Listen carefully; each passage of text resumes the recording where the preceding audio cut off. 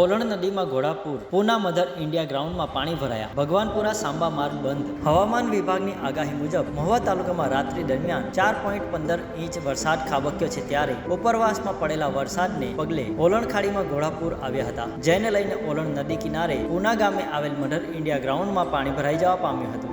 જ્યારે mother India ગ્રાઉન્ડનું ધોવાણ થતાં મસમોટું નુકસાન થવા પામ્યું હતું, તો પૂના ગામે આવેલ BSNL ટાવરને પણ અસર થવા પામી હતી. જ્યારે ઓલણ ખાડી પર ભગવાનપુરાથી સાંબા જતા માર્ગ પણ બંધ થઈ જવા પામ્યો હતો.